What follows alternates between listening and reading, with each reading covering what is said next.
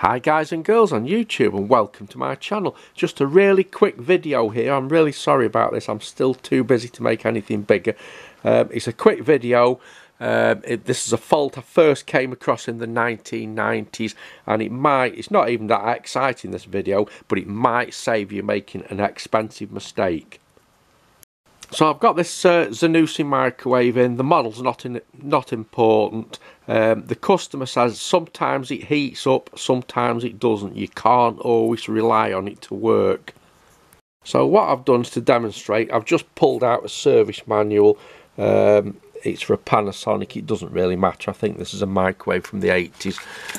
But if we just turn over here, and that's the bit we're concerned with. So if you look at the filament supply for the magnetron, it's 3.3 volt, and it goes to them two terminals, filament anode and filament only. Now this heater and the magnetron, the current draw on that is around about 10 amps. So as you can imagine, 3.3 volt at 10 amps. The connection to these two terminals here is absolutely critical. A slightest bit of resistance here and your magnetron won't heat up and you'd get no microwaves generated. So this is a typical magnetron. They mark there F and FA for the phasing, and that's the bit we're going to be looking at, is these two terminals here. Now if you look on this one, the customer's brought in the top terminal there. That is very, very tight, but this bottom terminal here,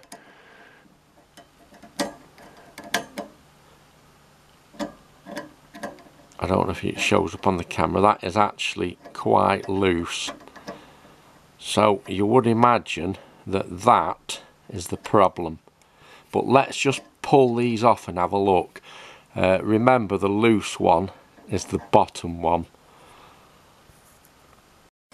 So if we take a look at the terminal that was loose, the bottom one there, now I've unplugged the plugs, that is actually nice and shiny. But if we move up to the top one that was really tight, can you see there we've got signs of burning, and that indicates a bad connection at that top. And that is what the problem is. All you need to do is you need to change these and rub that down with a file. But you can see there two clearly bad connections. Let me just see if I can zoom in a bit. Oh, that's better. So you can see there where it's been burning. And if we look underneath the terminal, get down onto the floor and zoom into that. There you go. You can also see the underside's burnt. So rather than make an expensive mistake and fit a new magnetron that we don't need, all we need to do is replace them two terminals and rub that down with a file, that filament connection, and that will cure your problem.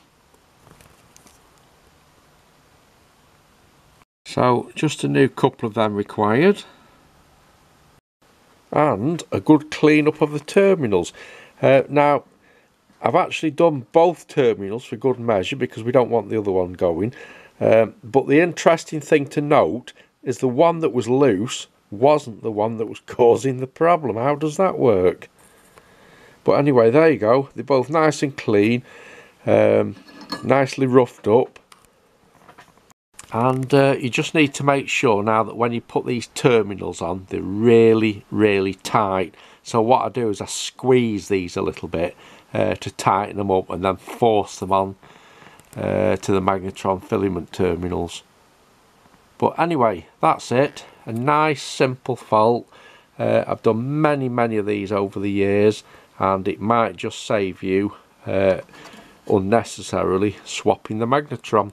Alright guys and girls on YouTube, many thanks for watching my video, and I'll catch you in the next one. Goodbye.